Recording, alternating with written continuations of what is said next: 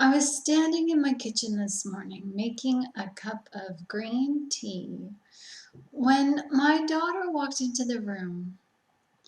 She had a sad look on her face, and in asking her what was wrong, she revealed something extremely important that I'd like to take the time to share with you in this video. I do have her permission to share this insight. And the reason why I want to share it with you is because in listening to her conflict and trying to help her seek out a resolution, this is a running theme between all women. It matters not the age. She's 19 and struggles with defining who she is in her femininity as well as I do, and as well as you do also. In struggling to find myself and meet my own needs as a woman by tapping into my spiritual femininity while uprooting the pain of hidden trauma and exploitation of my past, I realized that I shared common ground with other women. And today, I realized I shared common ground with my own daughter. Now, I knew this, but I wasn't aware of it. In the way of, I just didn't understand the depth of this familiar pattern in life we all share. I'd like to share this important conversation that she and I had in hopes that you can have some deep conversations with yourself and with your own children, in hopes to release the hidden burden of owning the responsibility that is not yours to bear. Other people's judgments of you for being who God created you to be, feminine, delicate, genteel, kind, nurturing, and loving, that is something to be embraced. Now, my daughter, as a young woman, has struggled with finding her femininity as she struggles with finding acceptance from her dad. When she entered the kitchen this morning, she had this already on her heart and verbally expressed her concern as she acknowledged the reason why she developed her talent, her ability to draw into an artful skill. She said this: "I began drawing from a place of toxicity, Mom. I have always wanted the approval of Dad and never got it. Nothing I ever did was good enough. I began drawing in hopes to win my dad over with the cute little pictures that I made. I thought if I just got better, he would finally acknowledge that I could draw a nice picture and I could give it to him and he could keep it and save it." She never had that chance. Her dad did not see the beauty in her raw talent and instead kept telling her that when she was 18, she had to get a real job and she couldn't draw the rest of her life as there is no money to be made in this. It's a pipe dream. So stop dreaming.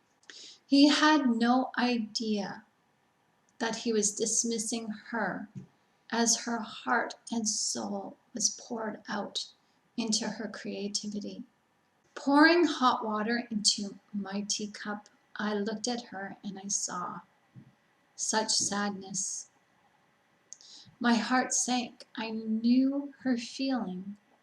I had witnessed it time and time again, of her dad's dismissal and refusal to see the potential that she could have in her work. He never allowed himself to imagine that her work would be seen in a gallery if she only applied herself. And she has applied herself. She has overachieved in her craft, and she didn't seek my approval or her dad's. She has been tenacious and persevered, and I am so very proud of her. She allowed herself to look at her gift and improve herself beyond reason, and yet still in her mind, she's not good enough. Why? I looked at this young, beautiful woman and I was reminded of why I began my art as a teen. I too was not allowed a voice. I poured my heart and soul into drawing, into poetry, into songwriting, as these were ways to allow my voice to be heard. It allowed my heart to cry and soar freely, as art has always been a link to self-expression. I never looked at it that way before, I said to her, and I didn't. I never looked at my art as a toxic entry point. I had a momentary loss of panic as I imagined her saying that after 10 years of devoting every day to her work, she was now putting it to rest. That is something that I did, and I regret. She has too many of those, I'm sure. I gave a pause for thought and shared with her that I too got into writing and art as a means to allow my voice to shine. I had foster parents who refused to listen to my story, my life story that made me me. My family I was to deny, and all those horrible memories and experiences with them were to stay hidden in the past. Art became my best friend as it became my lifeline that allowed me to be me through creativity. I was free. I shared with my daughter how I shared my art with my grade 9 homeroom teacher, Mr. Hobbs. Yes, yes, I had a crush. He was so nice, and he was just so kind. He encouraged my art, but he wasn't the only teacher that did. I used my poetry in a computer project that same year, and my computer teacher, Mr. Wong, encouraged me to go somewhere with it. He saw raw talent in me that I never saw either. I realize now I desired so much to find approval and validation from a male authority figure, something I never had. I looked at my daughter, and I was trying my best to help her understand that I too relate with her, as she looked at me dumbfounded, like what I was saying was just didn't make sense to her. "If I may finish," she said sternly, "I am so tired of people not looking at my art and taking me seriously. I want to make money at it, and I should be able to. Why can't I? I am so tired of putting my art out there and not receiving the recognition." I too felt her frustration, and I understood. "And if I may finish," I said, smiling at her. I understood what she was saying. I heard her, and I knew exactly what she was saying, but she just didn't connect the dots like I had done already. Your dad has been responsible to validate your worth. That is a daddy's job, a gift to his little girl.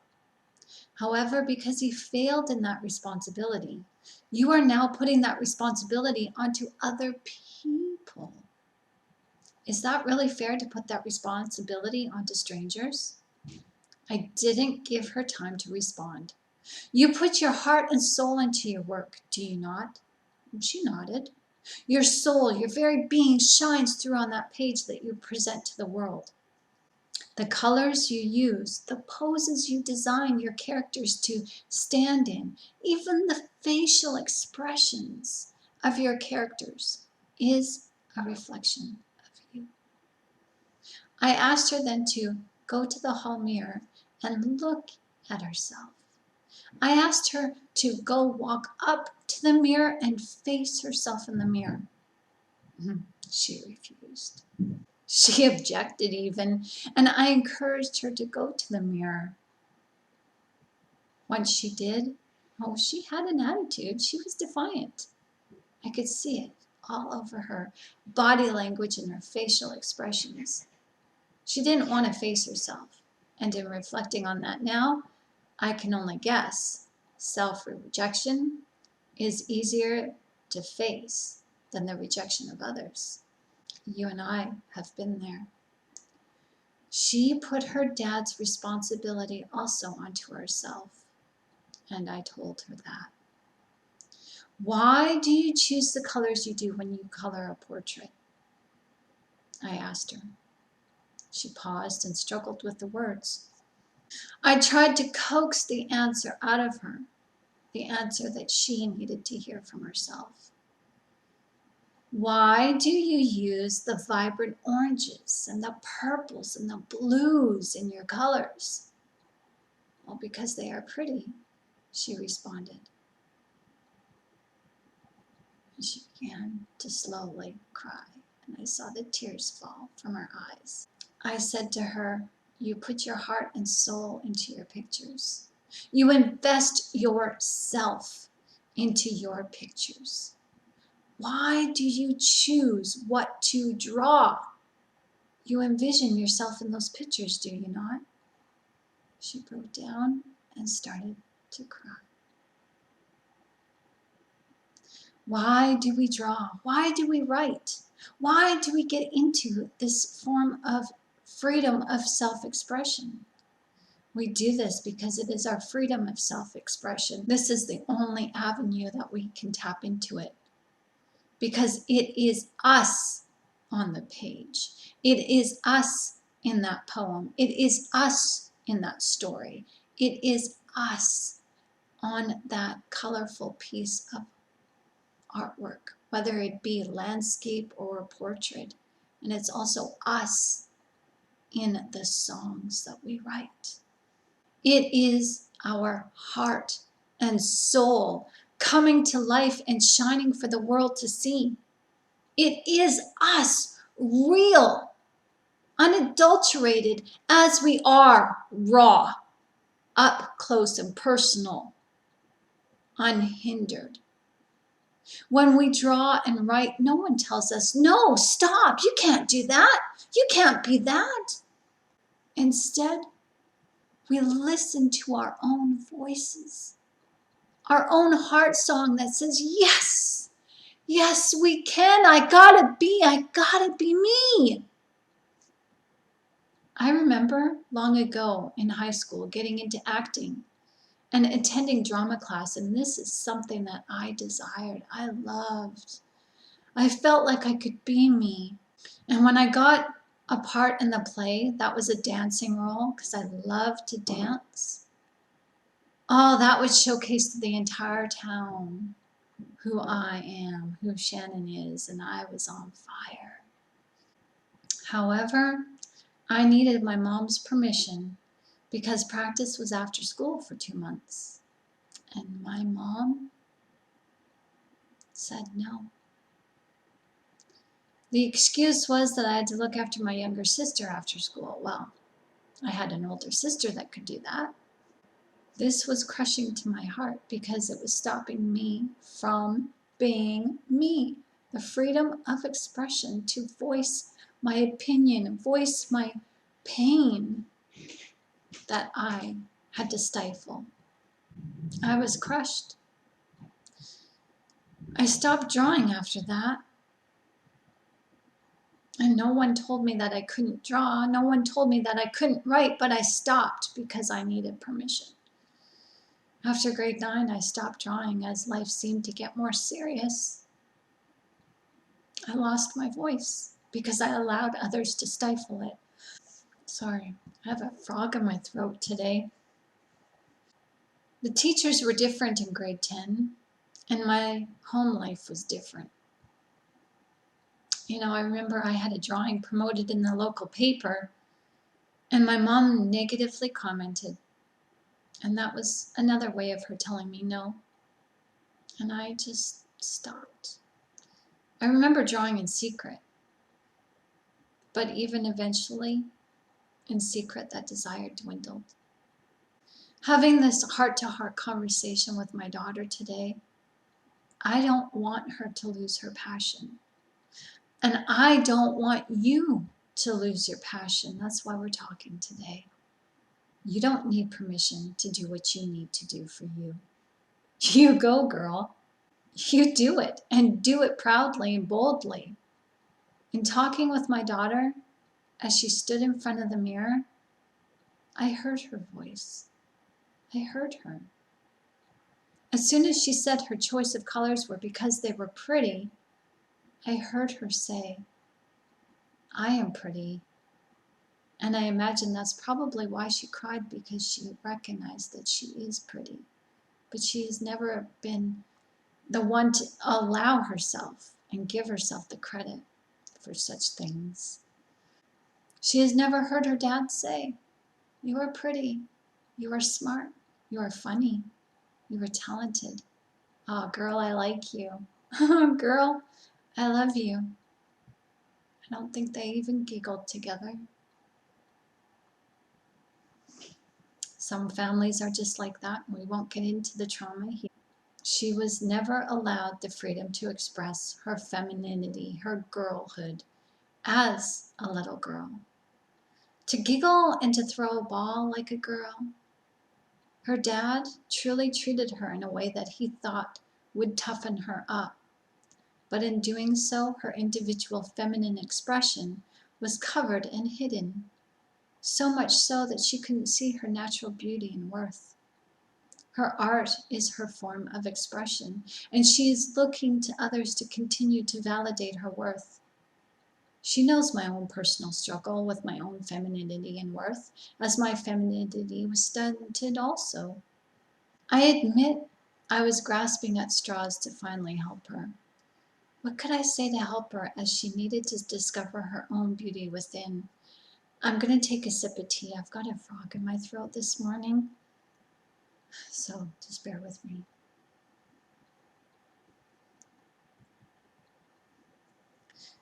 She was standing by the light switch, and so I asked her to turn the light off, and she complied. I said, "Think of yourself as the darkness for a moment. It's hard to see and get around, right?" Of course she nodded. I then asked her to turn on the light, to which she did. I asked her to think of the light as her audience. The light shines for us, but we become accustomed to the light and we begin to take advantage of the light, assuming it will always be available to us. Now, our light in the kitchen is an overhead fluorescent light with 2 long light bulbs. One bulb is out of its socket, and so for months we've gotten by with the light of only one light bulb. This fluorescent light has some housing that you have to take the whole housing off the ceiling in order to replace the light bulb. So we just have gotten used to living with just one light bulb. And so I said to her, "You know this light could be brighter." She nodded. We have grown accustomed to the light that is not as bright. To us, using one light bulb seems bright enough, and because we can see under this one light bulb, we are not seeking for anything brighter. The light we have serves our needs, and it is enough. We have learned to adapt. Then I said, think of the light as your audience, those who you draw for. Those people are serving your need right now, but that light isn't as bright as it could be. Why? Because you are dulling your purpose by projecting a responsibility you are trying to place on people who are your audience. Because the one person in your audience has never shown up, your dad. He has to take responsibility for his absence in your life and the lack of support. But it's not your responsibility to hold him accountable. And because you don't know how to take responsibility for his actions because you can't, you then are trying to place that burden on your audience. Is that fair? Is that loving? So I asked her, turn off the light. And she complied. I said, now think of light as a child. A child wants attention. A child wants to be entertained by being entertaining. You turning off the light is what it means to stop entertaining that child. You ignore a child and they will do what they can to gain your attention, and if they can't, they will just simply go away. They will leave the room and find something else to do and entertain themselves without crying, without begging, without being bitter. Then I asked her in the dark, why do you do what you do? I draw because I like to, she answered flatly. Knowing that your art is a form of self-expression Can you say that you like to do what you do because you like who you are? You like you? Art is a form of self-validation where you do not have to seek the approval of others. She stood back at me for a moment and nodded. Then I asked her, so then why are you seeking the approval of others after your project is complete? Just put it out there for others to enjoy. Those who value it will see it, and those who need to learn from your work will find value in it to appreciate it. You don't need other people's approval. You don't need permission to do what you do. What you need is to seek your own approval, and you have already done that through your tenacity and perseverance of honing in and crafting your art. You have already given yourself permission to do what you want to do by picking up that pencil. By you choosing the colors, the emotional expressions of your characters, this shows that you validate you. You don't need validation from anyone else.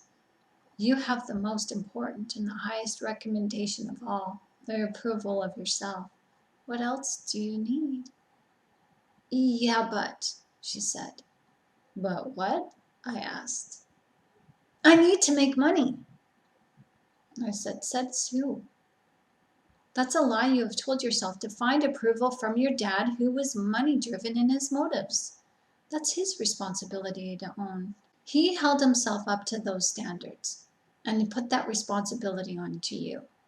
That's not a responsibility to live up to unless you want to. If you want that for yourself, there is nothing wrong with that. However, let those standards be your own. Don't let other people's standards be dictated by a flawed and faulty perception of someone else's ideas on how life should be and how life is according to their ways. Your dad should not expect you to live your life through his wants and desires. You are your own person. You have your own wants and desires. If you want to earn money at what you do, well, there's nothing wrong with that. That's a good thing. But make sure the reasons are for valid reasons and not the reasons to find validation. Believe in yourself, and you can and you will get what you desire.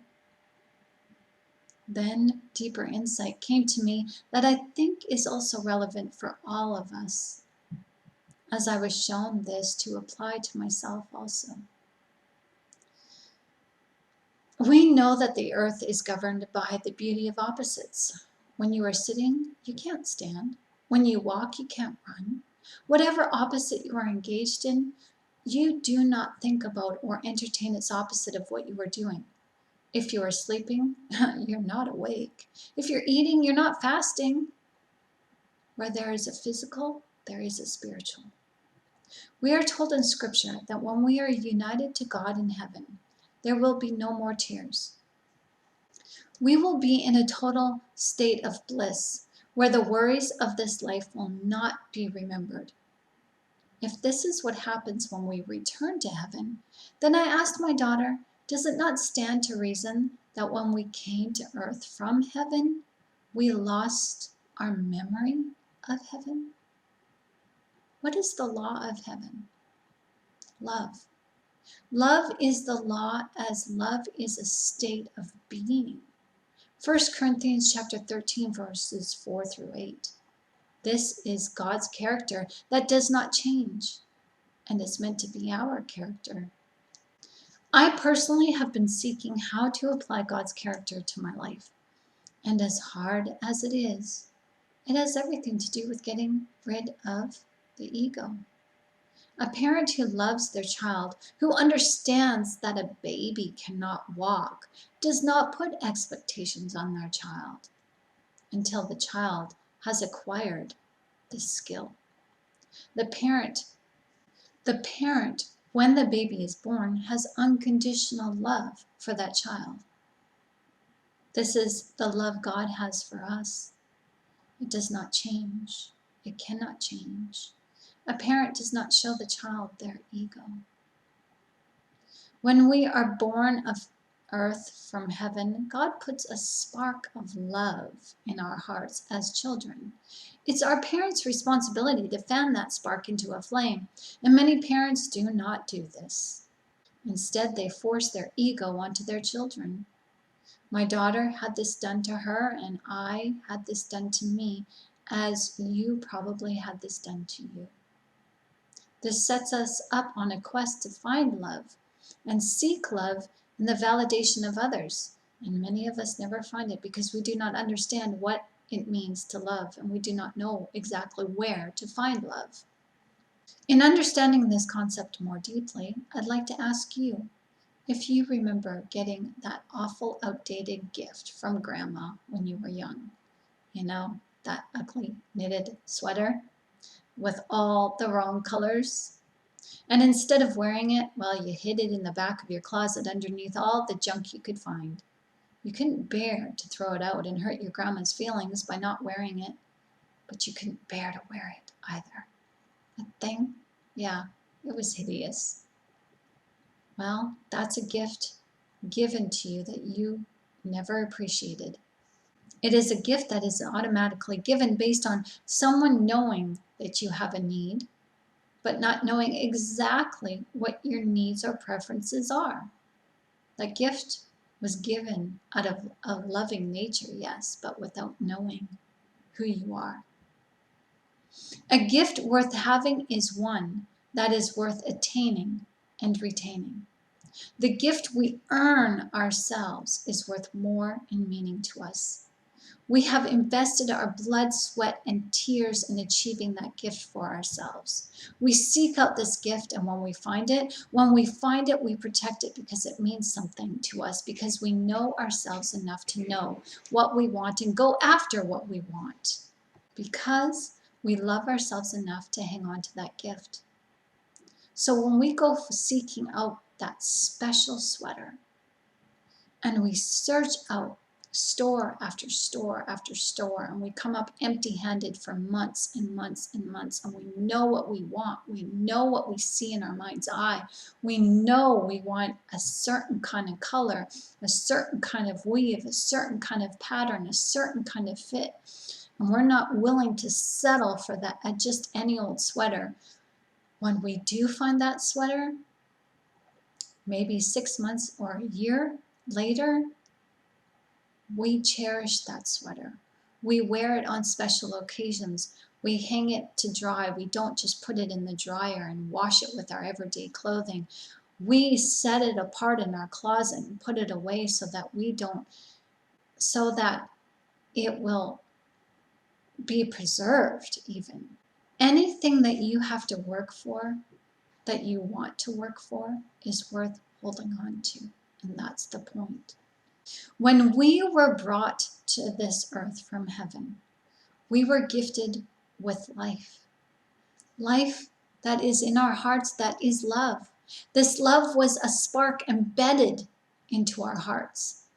And it takes loving parents to bring that love into a fire, because we are too innocent in our infancy to understand how to flame that spark ourselves. We need a little bit of help.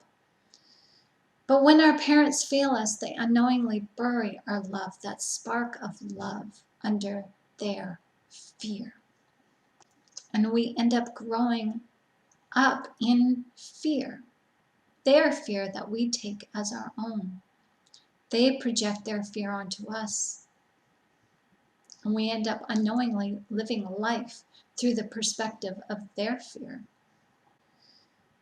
We learn to fear rejection and abandonment because this is a responsibility that our parents put onto us. They treat us the way they fear to be treated. They do not love themselves, so how can they love us, their children? We then are raised in trauma through verbal abuse, physical abuse, neglect, and this is what keeps the love spark in our hearts hidden. As tragic and horrible as this sounds, as equally traumatizing to live through, as we grow and mature and become adults in our own self-healing, we recognize that the negative can be turned around into a positive. And that is what I'm going to share with you. Our parents are responsible for the way that they raised us, yes. It's not our responsibility to nail them to the wall and hold them to that responsibility. God will call them into an accounting. We need not to do anything but to forgive. And how we do forgive is to heal ourselves. Don't lend yourself to bitterness and hate. Now, looking at this from the perspective of gifting, when we turn inwardly to unpack the trauma and pain and pull back the abuse layer by layer, what do we find? We slowly get closer to that spark of love, and eventually we find it. When we go searching for it ourselves, that love we have inside of us then becomes our treasure. It's always been there, it's just been hiding. When we find it, we embody it. We value it as we learn that the love inside of us is the treasure we were always meant to behold. When we learn this, we then begin to understand that we are the treasure of heaven. We are the love that others seek but cannot find. When we love ourselves, we then can love others, and others can then love us and find us very easily. Now, a child does not love themselves because they have to be shown love, just as we have to be shown fear. When we as adults take responsibility for our own healing and our own self-worth, suddenly what others think about us does not matter. Love sets us free from ego. The enemy within that projects itself onto other people and forces others to conform to the will of ego. This is what it means to hate. Because where there's hate, there's fear. And we fear what we don't know, and we fear love. Our parents who traumatized us and burdened us with their guilt and shame, they didn't know better. Guilt and shame was like a protectant around that spark of love that even they and we couldn't get to. But it isn't until we learn to forgive them, for they do not know what they were doing, can we finally see the truth for what it really is. Trauma actually was the catalyst, the fire, the spark to help us go search. The burdens of the past are the means to help us to let go and let God as we allow Him to love us freely and completely without limits. In order for us to allow His love in, we have to allow ourselves to love freely and completely without limits, and we have to first unpack that trauma to find that love. Because the love in us is the foundation of how God loves us. Allow yourself to be creative today. Do things you like to do without allowing other people's opinions and objections hinder you. Consider and contemplate the reasons why you do what you do, and look at yourself in the mirror to get honest with yourself today. After this conversation with my daughter, her and I both feel better as she feels the freedom to allow herself to just be. She recognizes that she is the gift to validate herself and give herself permission to be herself. She holds the responsibility to love herself fully and completely without limits, just as you and I do. I hope you have gained something deeper from this video. I hope you've learned a deeper perspective about yourself today. If you have comments, questions, or suggestions, please feel free to comment or scoop me off an email, srnityblu@gmail.com. My name is Shannon Gilmore, and I am your Christian Woman's Life Coach, peer support mentor, and Christian author, helping you to reach in and tap into your spiritual femininity without limits so you can be empowered to be that source of power and limitless love, the way God our Father intended. It's time to let your light shine. Much love to you. Be blessed.